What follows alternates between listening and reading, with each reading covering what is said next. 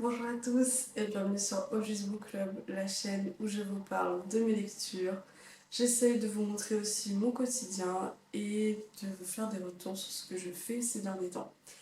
Aujourd'hui on se retrouve dans une nouvelle vidéo et cette vidéo ça s'appelle le Mid-Year Book Tag.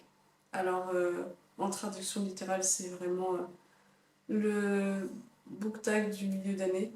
Est-ce qu'on est en milieu d'année? Non, j'en suis consciente, on est déjà en novembre. Mais j'avais pas pensé à le faire avant, donc je le fais maintenant. Et on va faire un peu comme une espèce de rétrospection de cette année en termes de lecture et je vous emmène avec moi.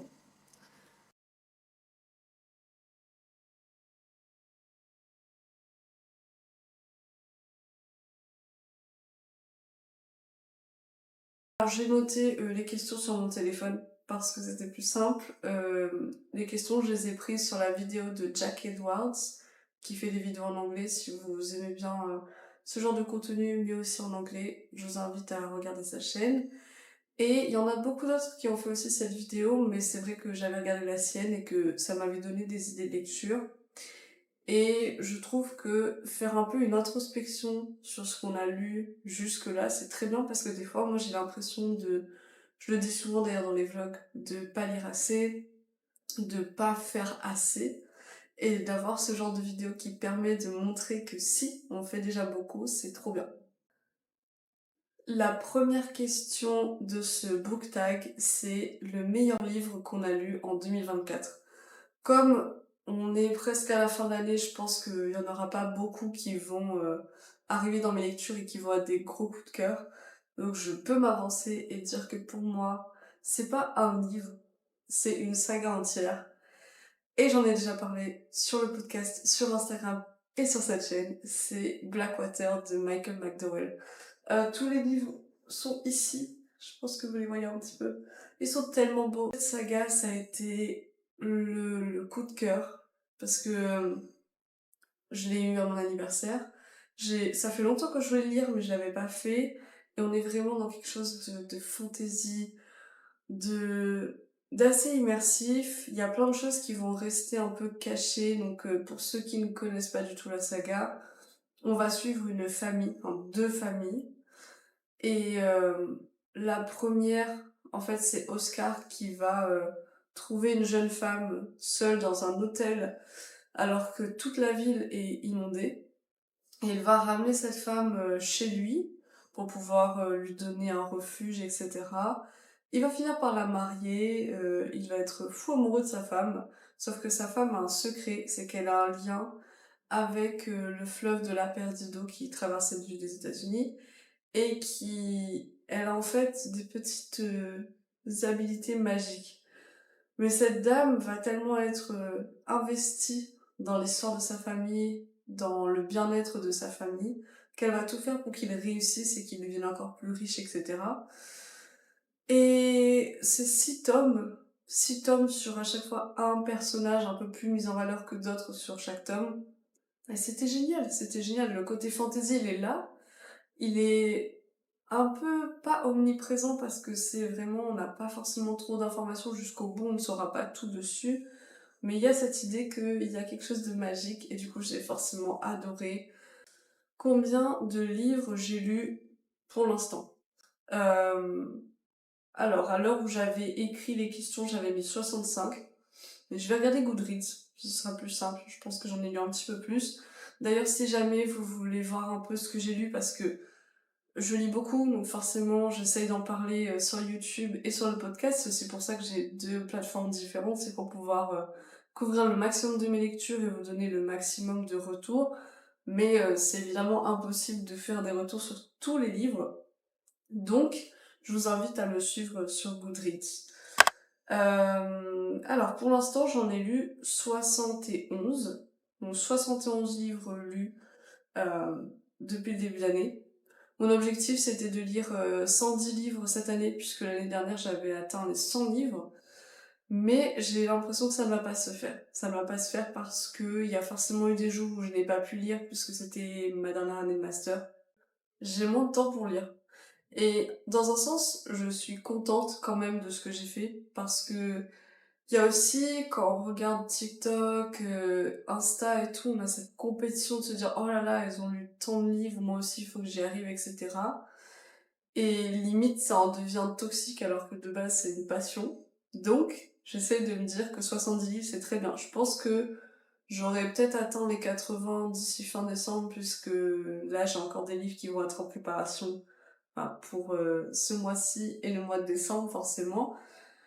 Après, pas sûr. La meilleure saga que j'ai lue cette année.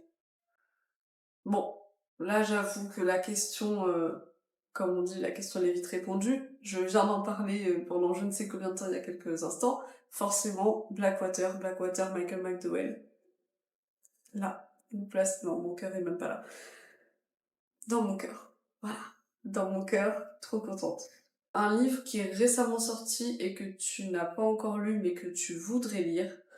Alors là, c'est plus trop nouveau, il me semble que c'est bon, quoique. C'est sorti en septembre et je l'ai commencé enfin. C'est le dernier livre de T.J. Klune. Je pense que j'en ai jamais parlé ni sur le podcast ni sur YouTube, du coup je vais essayer de vous expliquer un peu. Mais il est en anglais. Je crois pas qu'il a déjà été traduit pour l'instant. En fait, la première c'était La maison dans la mer céruléenne. Et on va suivre... donc il y a deux mondes. On a le monde humain et le monde magique. Les deux mondes se connaissent, mais les humains forcément ne veulent pas fréquenter le monde magique. Et un jour, on a cet homme qui est Linus, qui en fait travaille au gouvernement et il doit faire une enquête dans des maisons d'adoption. Sauf que la maison d'adoption dans laquelle il va aller, c'est celle dans la mer céruléenne et c'est une maison d'adoption magique. Donc il va y aller, c'est un homme qui est assez aigri, assez triste, il a pas grand chose dans sa vie, c'est toujours les mêmes journées, il y va, et il est choqué de voir cette maison d'adoption parce que ses enfants ont des habilités. Il y a des enfants pieuvres, il y a des gnomes, il y en a qui crachent du feu, et ils vont lui faire la misère. C'est un peu comme... Ah, comment ça s'appelle ce vieux film des années 2000? Attendez, Jackie Chan, c'était Kung Fu Nani. Je sais pas si vous avez déjà vu, mais en gros c'est Jackie Chan qui est un ninja, mais pour une raison inconnue, il doit être une espèce de nanny pour une famille avec plein d'enfants et il lui mène la misère. Et bah, c'est un peu la vibe de ce livre. Ah, des fois je réfléchis à mes analogies et je me dis mon dieu. Bref, et donc Linus, en fait tout le livre ça va vraiment être plutôt connaître cet univers, connaître les pouvoirs des enfants et c'est tellement drôle, c'est un petit livre qui réchauffe le cœur, qui fait bien rire, et à la fin, en fait, le personnage, il va trouver que c'est ridicule de discriminer les gens magiques. J'en dis pas plus. Et là, donc ça, c'était en 2020 que le tome 1 était sorti, donc en 2024 le tome 2 vient de sortir. Et donc je l'ai commencé, et franchement, je fais que rigoler à chaque page parce qu'on retrouve ses enfants, et ils sont vraiment très drôles, et ils sont vraiment très drôles et très attachants. Du coup, pour l'instant, en tout cas, j'apprécie ma lecture. Donc voilà, je suis contente d'avoir pu lire au moins une des nouveautés qui est sortie cette année parce que je pense pas avoir lu grand chose de nouveau. Le livre que j'ai, en gros, qui allait sortir et que j'ai le plus attendu, je suis un peu mitigée parce que bah, Michael McDowell, il est décédé en 1999 et en fait, tous ses manuscrits sont republiés avec de super belles couvertures. J'ai adoré Blackwater et les couvertures sont belles. Du coup, j'avais aussi acheté Les Aiguilles d'Or récemment. Et la couverture était très jolie, mais l'histoire, c'était pas trop ce que j'aimais. D'ailleurs, pareil, si vous voulez plus d'informations sur ce livre, j'en ai fait un épisode sur le podcast pour le challenge d'octobre où j'avais lu que des livres un peu spooky Halloween. Et là, ils ont sorti un nouveau livre, Plus froide sur Babylone. Mais apparemment, c'est un livre qui est un peu plutôt avec un meurtre et tout, donc c'est pas trop ma vibe. Donc je suis pas sûre. Mais c'était le release de la fin d'année que j'attendais le plus. Le livre qui m'a le plus surpris.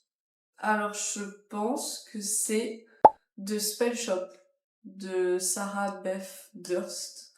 Parce que c'est un petit livre, quand on regarde la couverture, bon, c'est une petite chaumière, il n'y a rien de spécial. Pareil, je l'ai lu pour le mois d'octobre. Et en fait, le monde magique était tellement mignon et cosy que ça a été une réelle surprise. J'avais vraiment peur de tomber dans un cliché, voilà, parce on a une fille qui était bibliothécaire dans un monde magique, bien sûr, qui doit fuir ce royaume puisque il chasse les sorcières. Donc elle retourne dans son île de naissance. Et là, on va voir sa petite vie, elle va ouvrir un magasin de confiture là-bas. Et moi, j'avais peur qu'on tombe dans un scénario très, très basique, très, très simpliste.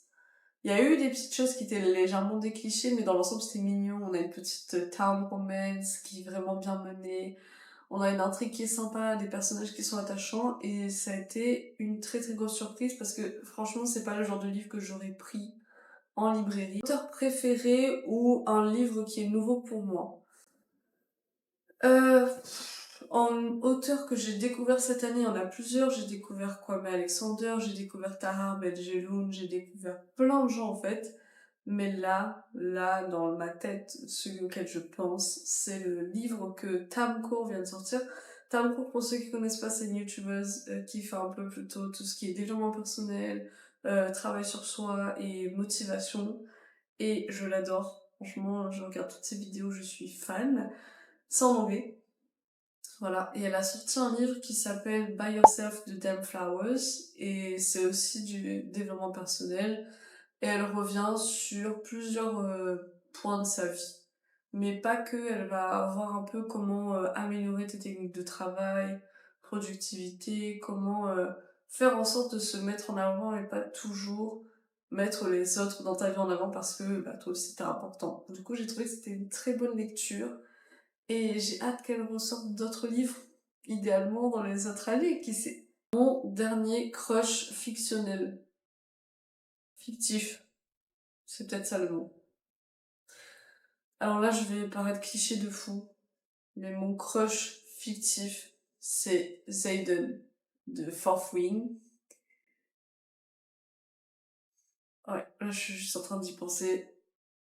Voilà, si, je sais pas. J'avoue que j'ai toujours pas fait ni de podcast ni d'épisode sur Fourth Wing parce que, bah, déjà, on en voit partout. Du coup, je sais pas si moi je vais forcément le faire. Et puis, je sais pas ce que je dirais. Voilà. Mais en gros, Fourth Wing, Rebecca Yarros, livre de fantasy, mais plutôt high fantasy. On va suivre la vie de Violet Sorengale qui qui doit rentrer dans l'armée puisqu'elle ne peut pas devenir en fait c'est quoi le terme, c'est pas libraire mais pas bibliothécaire mais un truc comme ça, et on va la suivre en fait dans ce monde où il faut survivre. Déjà l'école de l'armée c'est un délire et en plus de ça il y a des dragons. Voilà, si ils arrivent à tenir les années ils peuvent bound avec des dragons, c'est génial. Et dans cette école elle va rencontrer Zayden, qui est un des capitaines qui est là depuis quelques temps, qui a une histoire assez tragique, mais je sais pas. Il est très classe, il est très cool, il est courageux. J'aime bien. Bref, on va arrêter de penser à Zayden maintenant. Un livre qui nous a fait pleurer, bah voilà. Comme ça, je vais arrêter de penser à Zayden. Un livre qui m'a fait pleurer, je pense que c'est... Alors ça dépend, il y en a deux. Il y a La porte du non-retour de Kwame Alexander que j'en ai expliqué, enfin j'ai bien détaillé ce livre dans ma vidéo juste avant sur le book bingo. Et en fait ce livre il était assez poignant parce que voilà on parle du début de l'esclavage et tout le long le personnage nous met dans la tête d'un enfant.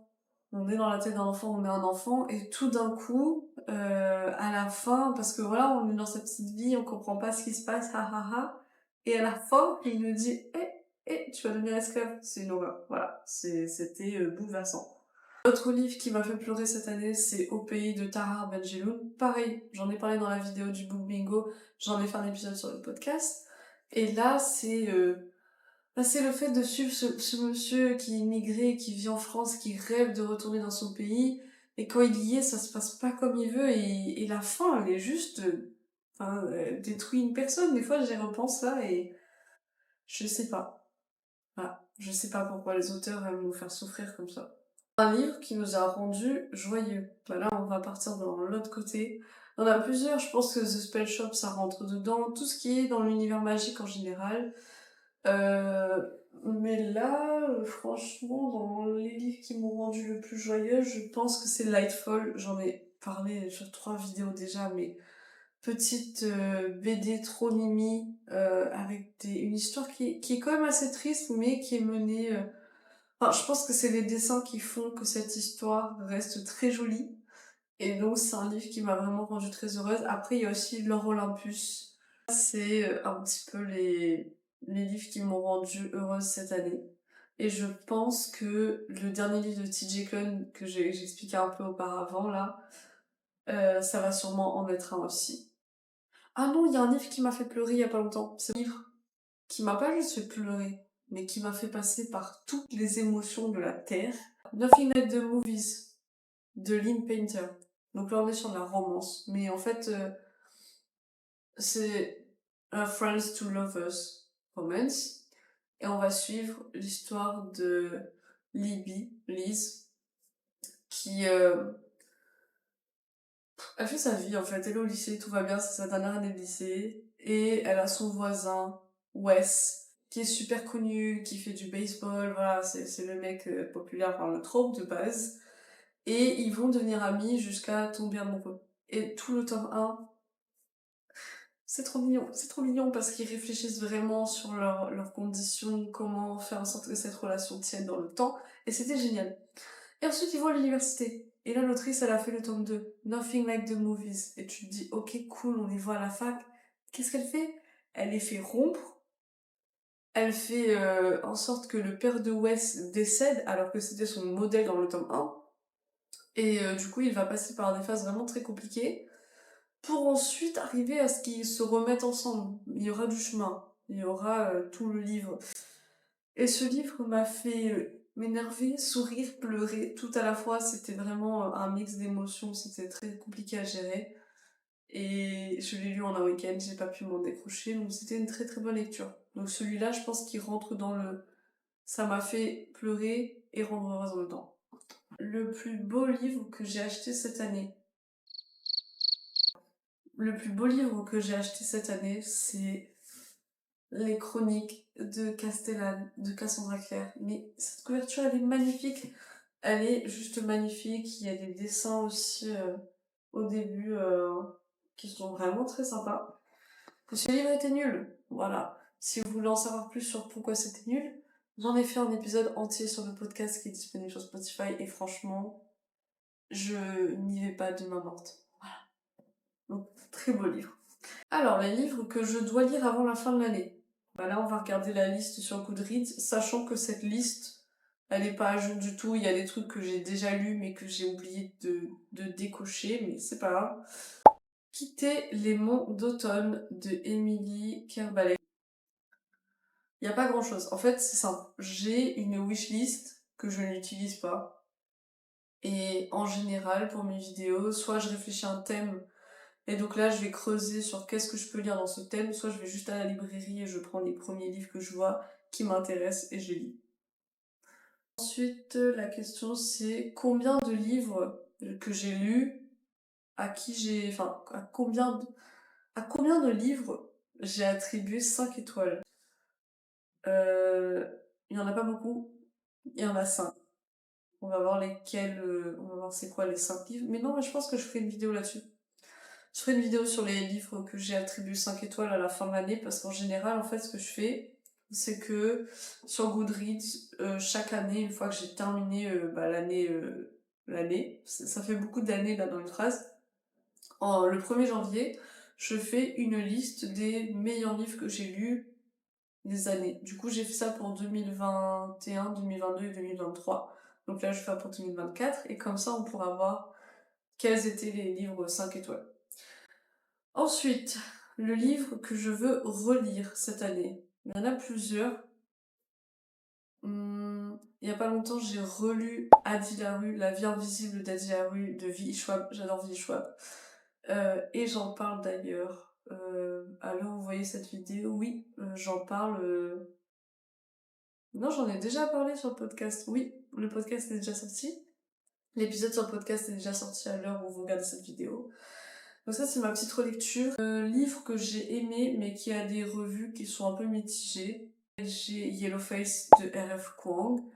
Moi j'ai adoré ce livre, le fait de se dire que on parle en fait de plagiat, mais au-delà de ça, ça va même être une appropriation culturelle. Donc en fait, R.F. Kuang, elle a exploré cette histoire d'une jeune femme américaine blanche qui était amie, parce que c'est pas des vrais amis, avec une chinoise. Cette chinoise va décéder, laisser un manuscrit derrière elle, et cette amie va voler ce manuscrit, dire que c'est elle qui l'a écrit, sauf qu'on parle de la Chine dans les guerres d'opium, donc c'est vraiment assez spécifique, dans un village particulier. Et les gens vont se dire, waouh, comment elle fait? Est-ce qu'elle a appris le chinois? Parce que c'est des textes anciens, comment elle a fait pour avoir toute cette histoire et cette authenticité? Et le personnage a vraiment commencé à se mettre dans la tête de cette dame au point où c'est troublant parce qu'on sait pas si elle essaie de se convaincre qu'elle a vraiment écrit ce manuscrit. C'était très troublant, mais ce livre était génial. Et il y a des gens qui l'ont détesté. Il y a des gens qui ont trouvé que c'était pas bien écrit, que c'était un peu simpliste et tout. Moi, j'ai adoré ce livre. On arrive à la dernière question. La dernière question, c'est de prédire à quel livre je vais mettre 5 étoiles d'ici la fin de l'année. C'est que celui de TJ Klune, le tome 2 là, ça va être un 5 étoiles. À coup sûr, parce que là déjà, je suis au chapitre 4 et je suis déjà morte de rire et j'adore et j'ai plus envie de le déposer. Après, je suis pas sûre parce que j'ai un autre livre que je vais lire et que je vais pas trop parler, mais il s'appelle Pandora, que vous verrez ce mois-ci. Donc, je l'ai pas terminé. Et il est vraiment pas mal. Donc peut-être que ce sera un 5 étoiles, mais franchement, je sais qu'en décembre, je vais lire des livres de Noël. D'ailleurs, je fais un sondage, si jamais vous voulez en participer pour voir quel livre je vais décider de lire, même si là, il y a un thème qui est déjà choisi un peu. Vous pouvez le faire, c'est sur Instagram, mais peut-être qu'il y aura des 5 étoiles là-dedans. Mais l'année dernière, j'ai lu des livres de Noël et j'étais très très déçue, donc je suis pas sûre. Franchement, j'hésite. Mais bon, voilà. On arrive à la fin de cette vidéo. J'espère que cette vidéo vous a plu. Si elle vous a plu, n'hésitez pas à commenter, liker, me dire un peu vos retours sur ce que vous avez lu, que vous avez aimé. Enfin, s'il y a une question qui vous plaît, vous pouvez toujours y répondre en commentaire. Je vais lister toutes les questions dans la bio aussi. Et puis, on se retrouve bientôt dans une nouvelle vidéo.